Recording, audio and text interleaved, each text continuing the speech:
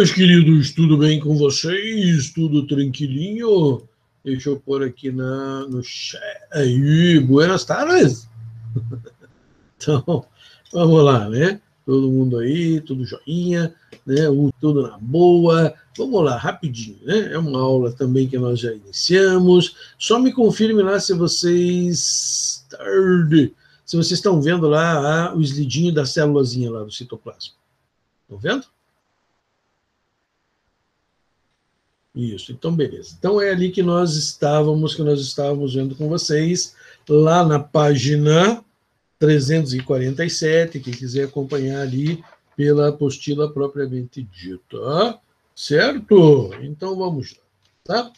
A apostila de vocês ela é bem resumida, por isso que a gente perde tempo, né? Porque a apostila de vocês ela tem, digamos assim, ela parte do princípio que vocês sejam gênios e que vocês lembrem de tudo que vocês viram até aqui. Tá? Então, quando ela fala em organelas, ela dá um geralzão. Tá? Lógico que a gente vai ter que ir um pouco mais devagar, porque tem coisas que a gente tem que lembrar com vocês. Mas não se preocupe. Agora, célula.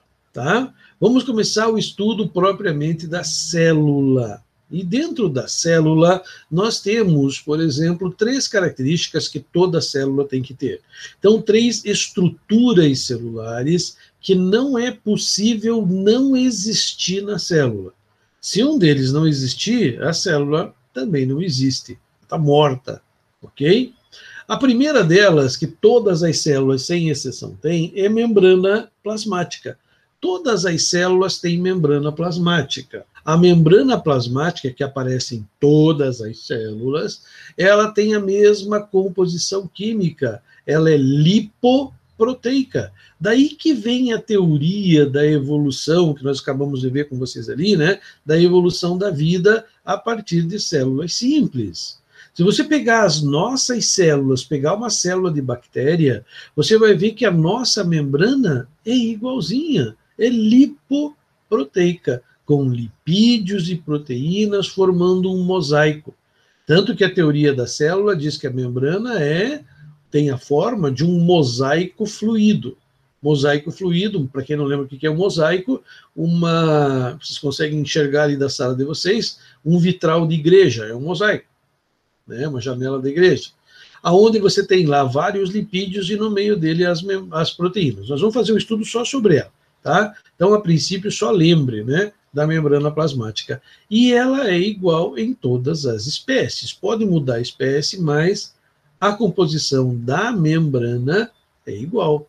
Por isso que a gente diz que a gente é a prova evolutiva de que a gente veio, né, de uma célula que evoluiu formando todos os outros seres no planeta. Tá? Outra coisa que toda célula tem, citoplasma.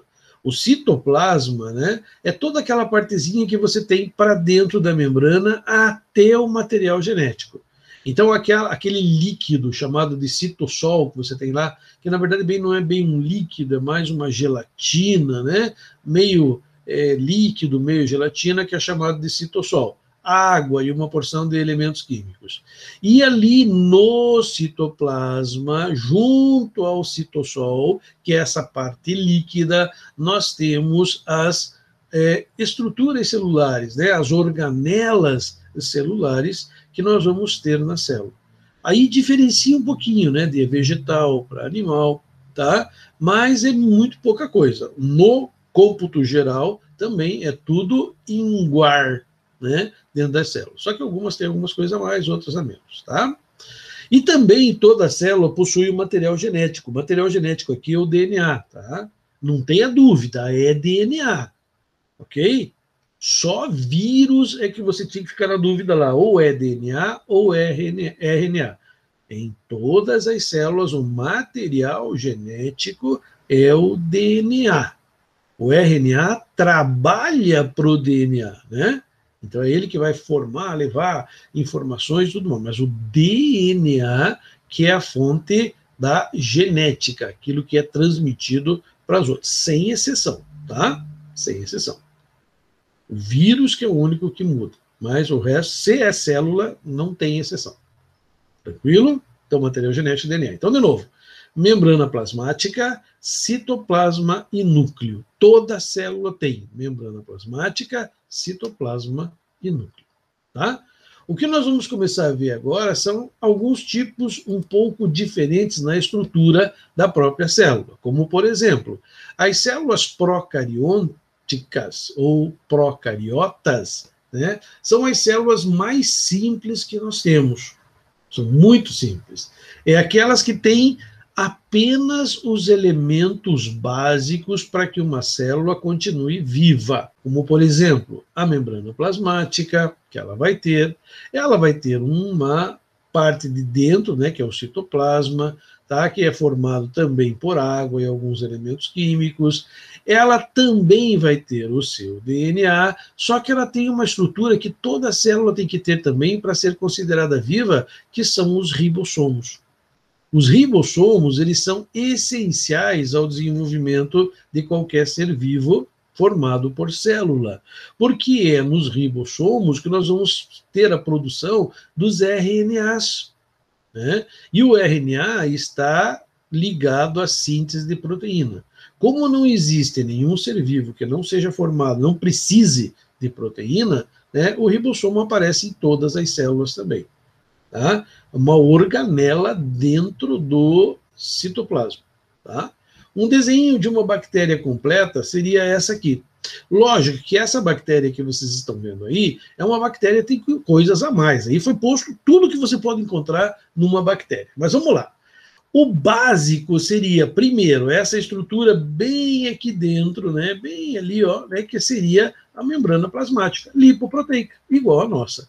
Para dentro, aí ela ainda tem o citossol, que é o citoplasma, digo, que é essa partezinha, né, meio rosinha que vocês estão vendo lá. Essas bolinhas pretas, que são os ribossomos, que são essenciais na síntese proteica. Tá? E aqui esses cabelinhos bem no meio, que é o seu DNA. Então, essas são as estruturas básicas da célula. Então, uma célula, ela vai ter essas estruturas.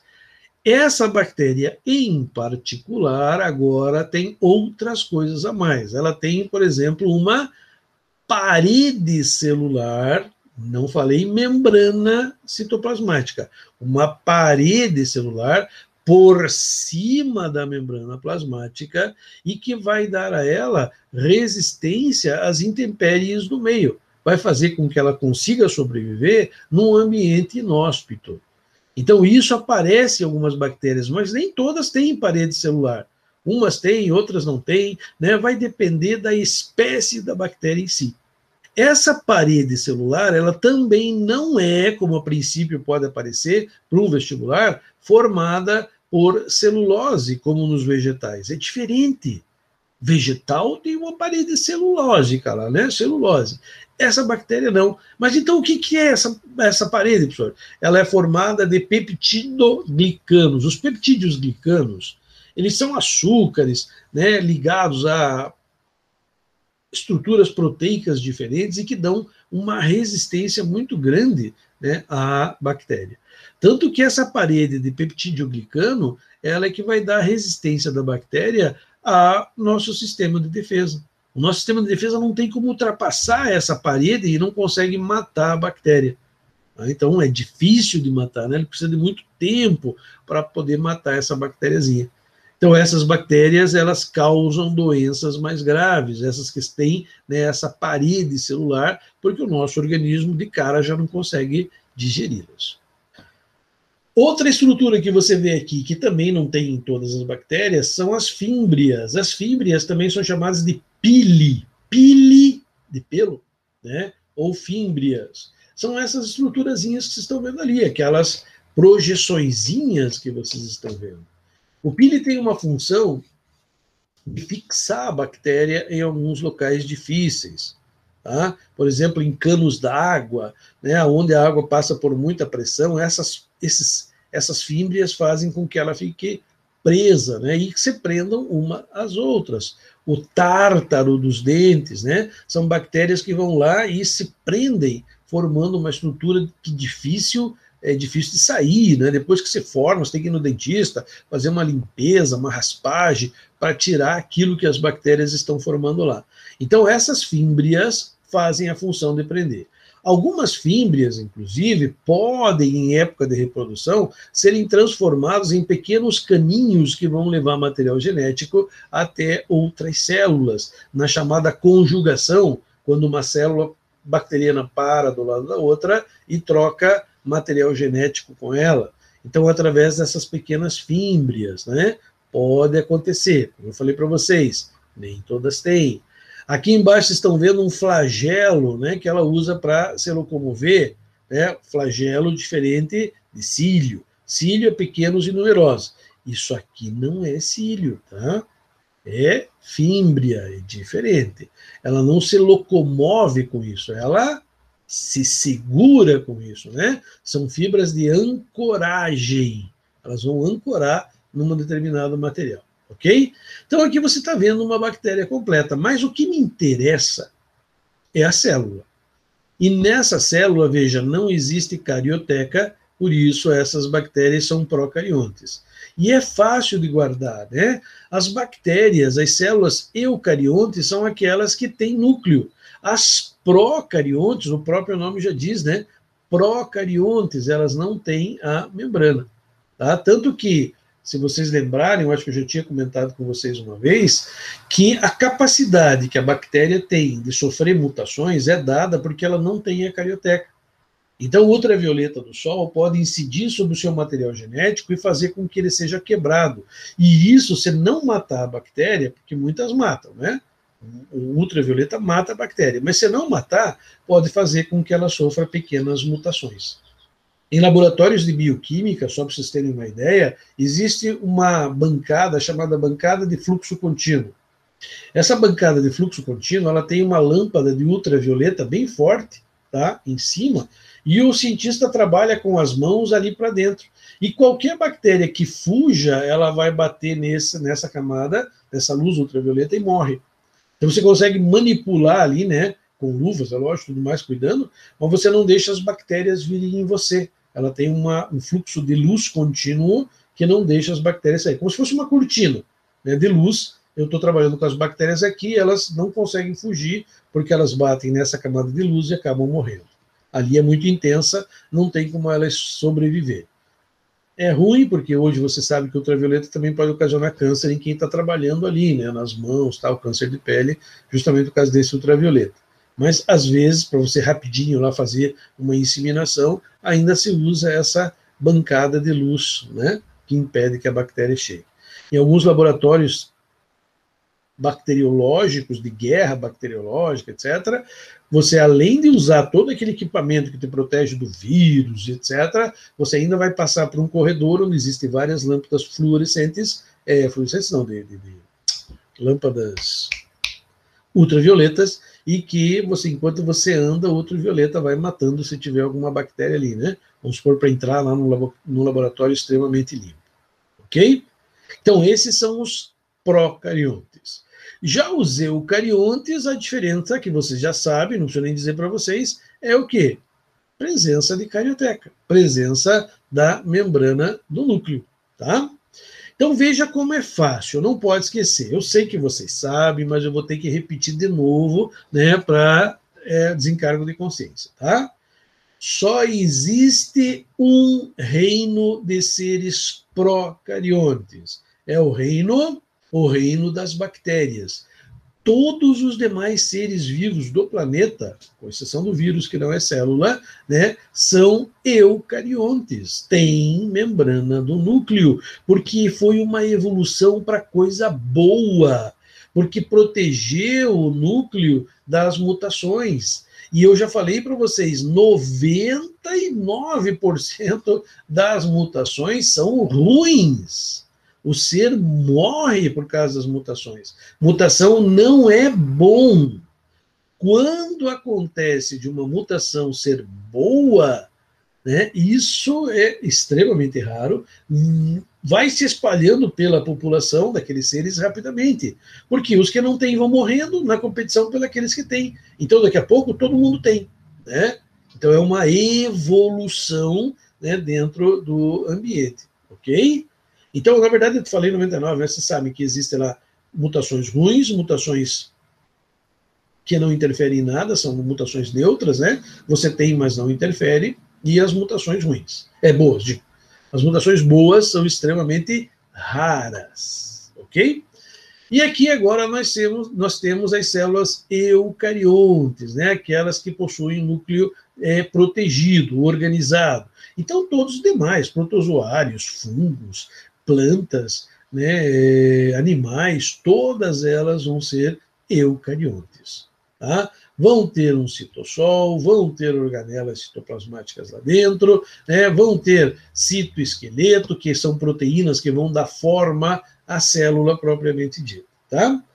Para facilitar a vida de vocês, ó, eu fiz uma tabelinha aqui, ó, com as principais diferenças entre um ser procarionte e um ser eucarionte.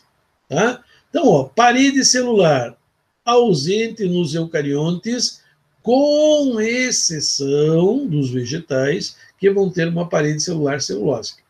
Tá?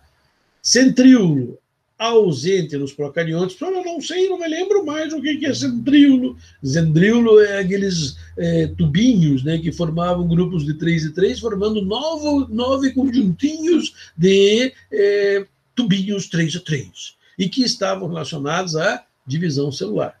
Procarionte não tem. Tá? Cromossomo, única peça enrolada, é circular. Então, ele começa e se liga, termina, né? Então, imagine um círculo, só que ele todo dobrado, todo maçarucado, mas é um círculo, né? Então, é um cromossomo, por isso, único, né? DNA helicoidal. Enquanto que nos eucariontes varia, né? Por exemplo, nós temos lá, né? Você já sabe, os 40 e quantos cromossomos?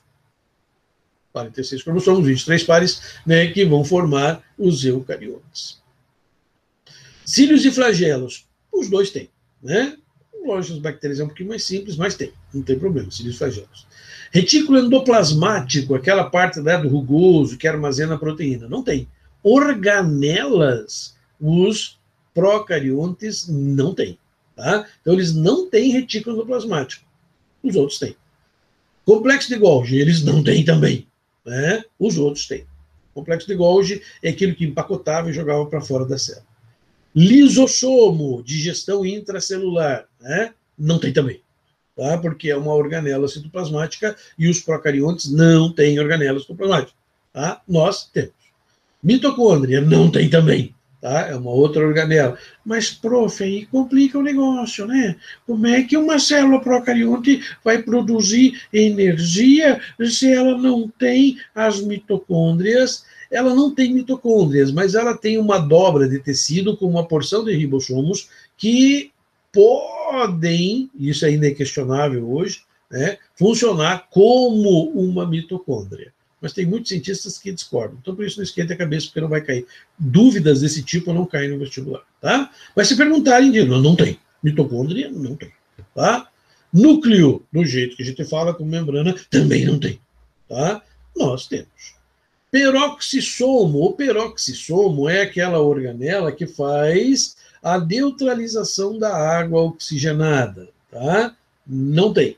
Além de que alguns cientistas também aqui, por isso que eu pus em vermelho, eles dizem que pode ser que tenha, que não foi bem estudado, mas a princípio não tem, porque tem membrana envolvendo uma organela e toda a organela membranosa não tem, né, nos procariontes, tá? Membrana plasmática, opa, essa tem nos dois, né? Tanto nos procariontes quanto nos eucariontes. E ribossomos, que tem nos dois também, né? Organelazinha lá, que não é formada por membrana. Lembram? Ó, retículo endoplasmático liso rugoso é uma membrana lipoproteica para dentro da célula que armazena a substância. Complexo de Golgi é uma membrana lipoproteica. Pode ver, procarionte não tem membrana ou organelas membranosas. A única que ela tem é a membrana plasmática, que separa ela do meio externo. Só! Tá? Então, essa tabelinha é importante ali vocês lembrarem, mas é muito simples, né? Pode ver, procarionte não tem organelas, tá? Enquanto que eucarionte tem todas aquelas organelas que a gente estuda com vocês. A única estrutura que a gente tem em comum é os ribossomos, que tem nas bactérias e tem na gente. Ou seja, depois das bactérias houve uma evolução da vida ficando cada vez mais complexa. Ok? Aqui um desenho, né, de uma célula animal, de uma célula eucarionte, e agora o que nós vamos ver é a diferença agora entre uma célula animal e uma célula vegetal. Já que já sabemos, né, a diferença entre uma bactéria e uma célula eucarionte. Agora, dentro dos eucariontes, existe a célula vegetal e a célula animal. E nós vamos ver as células animais e depois a vegetal.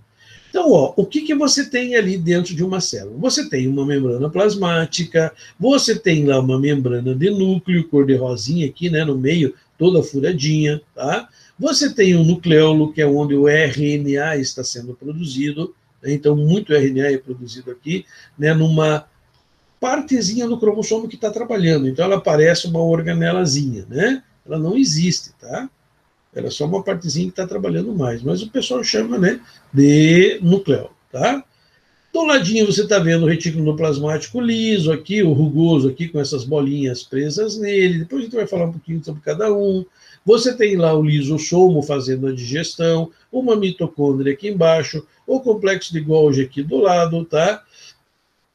O peroxissomo, que faz a neutralização da água oxigenada aqui. Vocês estão vendo agora, presta atenção, os centríolos aqui. Tá? Estão vendo o centríolo ali, ok? Mitocôndria, tudo tranquilo. Isso é uma célula animal. Uma célula vegetal, além da membrana plasmática, tem a parede, que vocês estão vendo ali de celulose, que vai dar uma resistência maior. Vocês estão vendo o núcleo, vocês estão vendo lá a carioteca, vocês estão vendo o retículo endoplasmático liso, retículo endoplasmático rugoso, mitocôndria e, opa, uma organela que só ela tem, né? Essa organela que ela tem é o que faz a fotossíntese. Como é o nome? Vamos ver. Quem que falou lá? Protista. Isso, mas a clorofila é a substância que tem dentro. Cloroplasto, né? O cloroplasto que tem dentro a clorofila. Então aqui nós já temos, né, o cloroplasto, que é uma estrutura que só as células vegetais vão ter, né? As algas também, os seres que fazem fotossíntese, trocando em miúdos, né? Observe que ela tem um grande retículo, um grande vacúolo aqui, né? Isso é característica de célula vegetal. A célula vegetal tem grandes vacúolos que elas armazenam substância dentro, que nós não temos. Por exemplo, quando você está tomando um café, a cafeína do café está dentro de um vacúolo desse. Tá? Ele guarda ali as inas, né?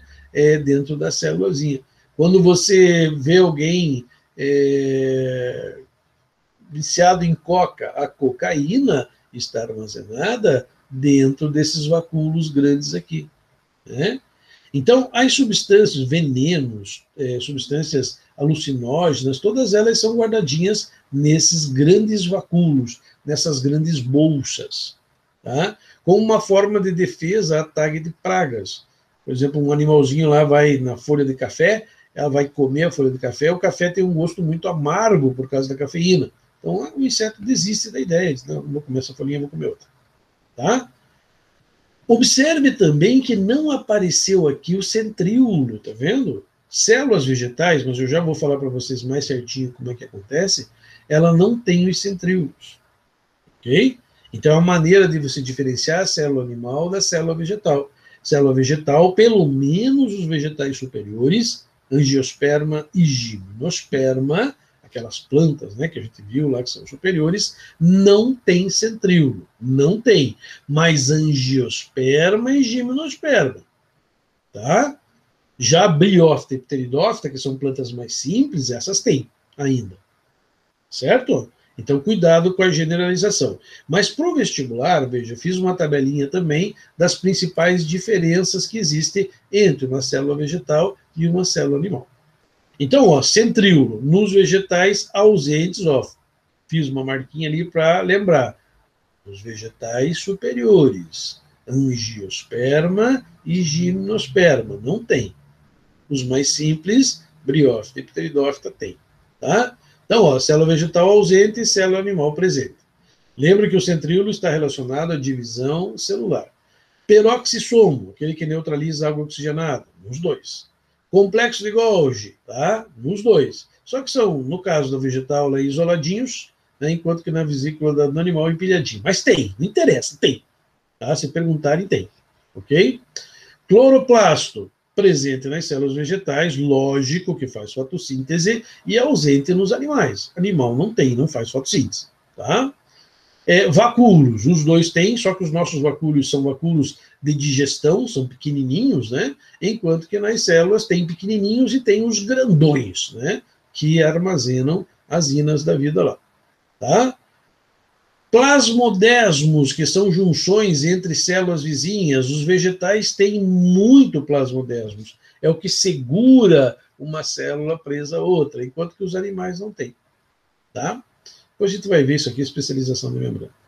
Parede celular presente nos vegetais, ausente nos animais. Não tem parede celular celulose. Tá? Material de reserva, ó, diferente, né? O açúcar de reserva dos vegetais é o amido, você já sabe, isso nós já falamos para vocês. E o açúcar de reserva dos animais é o glicogênio. Então, ó, amido nos vegetais, glicogênio nos animais. Essa tabelinha é muito importante vocês conhecerem, tá? Essa tabelinha aí cai direto dentro do vestibular, né, para vocês saberem a diferença entre uma célula animal e uma célula vegetal. Ok? Então, cuidado, tá? Com essa tabelita que está aí. Ok? Bom, e agora? Os componentes de dentro da célula. Né? Então, nós vamos começar por aqueles bem elementarizão, que a apostila de vocês só cita, né, mas a gente vai dar umas pinceladas em cima para vocês recordarem. Então, primeira coisa, citossol. O citossol está lá, né, chamado de hialoplasma, é aquele material que eu falei para vocês lá, que é gelatinoso. Tá? Quando ele é fluido, quando ele se desloca, ele é chamado de sol. E quando ele tem a forma de gelatina, ele é gel. Mas, professor, quem que tem sol e quem que tem gel? Toda célula. Toda célula tem uma parte que é mais viscosa e uma menos viscosa. A mais viscosa é chamada de gel, a menos viscosa chamada de sol.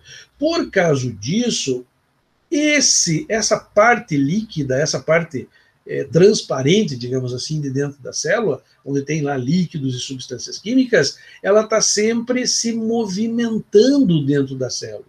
Se a célula estiver viva, né, vai haver lá uma parte mais sólida que atrai água, aí fica mais líquido, a outra parte perdeu. Então, isso tudo dentro da célula circula. A gente consegue ver isso nitidamente numa alga. Uma alga, uma célulazinha de uma alga, ela tem uma porção de cloroplastos para fazer fotossíntese. E quando você olha no microscópio, você vê esses cloroplastos, todos eles se movimentando dentro da alga. Né? Eles estão circulando lá, justamente por essa diferença de viscosidade dentro do hialoplasma. Então, ela é muito importante para que as coisas se desloquem, né, dentro da célula, girem dentro da célula. Tá? Lá dentro também nós temos o citoesqueleto, que já está aqui, nós já vamos falar nele, né? E que vai dar a forma às células eucariontes. Citoesqueleto também é uma coisa que só a célula eucarionte tem. Os citoesqueletos são proteínas, a gente não vê. Se você pegar uma célula, colocar no microscópio e for olhar, professor, eu queria ver o citoesqueleto. Não vai ver, tá? O citoesqueleto é proteína, são fibras de proteína. E proteínas são moléculas. Moléculas a gente não vê. A gente só vai ver isso, né, com o microscópio eletrônico. A gente não vai ver. O microscópio eletrônico é que vai conseguir fazer uma foto disso, né, através lá da diferença, né, de química desses elementos, tá? E depois as organelas, que a gente vai ver, né, que são as organelas que toda célula tem. Então, só para vocês terem uma ideia, ó, isso aqui é o citoesqueleto, ó, tá vendo? Então, são fibras de proteína que se espalham pela célula e que dão a forma nela. É como se fosse um esqueletinho, né, que vai manter a célula na forma circular, ou quadradinha, ou alongada, ou na forma de uma célula nervosa, né, que parece uma estrela cadente. O que dá a ele essa forma é esse citoesqueleto interno que tem lá. E as organelas estão passeando aqui por dentro, passando, né, por esses elementos e tudo mais, circulando com o hialoplasma dentro da célula. Tá?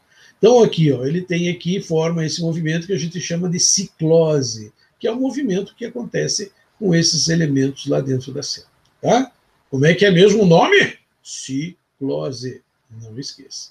Ok? Aqui você tem alguns componentes do citoesqueleto, né? Eles podem ser formados por actina. Lembra da actina e miosina que existe lá no sistema muscular? A actina é uma forma de proteína estruturada para fazer a contração muscular. Microtúbulos de uma proteína chamada tubulina, né, que vai manter a forma da célula. Essa tubulina é um tubinho mesmo, como se fosse canos que vão dar a estrutura da célula. E os intermediários, que daí vai depender muito de qual célula nós estamos falando, como, por exemplo, a queratina, né, que vai ser bastante, em bastante quantidade, né, nas células do cabelo, do pelo, da pele, né, que vão dar uma certa resistência à célula. Olha alguns tipos aqui de citoesqueleto. Né, ó. Então, aqui a actina, que é essa estruturazinha aí, ó, 7 microns, né, muito pequenininha. A gente não consegue ver. Tá? O microtúbulo, que eu falei para vocês, que é um tubinho, tá? E aqui embaixo, né, alguns filamentos internos que você tem na célula. Não esquente a cabeça quanto a isso aqui, tá? Saiba da função, que o citoesqueleto a gente não pode ver, e que é ele que vai dar a forma à célulazinha, para que a célula permaneça, né, daquele jeitão que ela tem lá, tá? Essas fibras, muitas vezes, elas ajudam também no movimento celular, tá? Como, por exemplo, na ciclose, então elas acabam se movimentando dentro da célula, junto com o hialoplasma, fazendo com que as substâncias acabem se movimentando. Na ameba, o movimento ameboide também é dado. As fibras vão se esticando e, à medida que elas vão se esticando, elas vão formando um pseudópodo, que é esse falso pé que você está vendo aqui.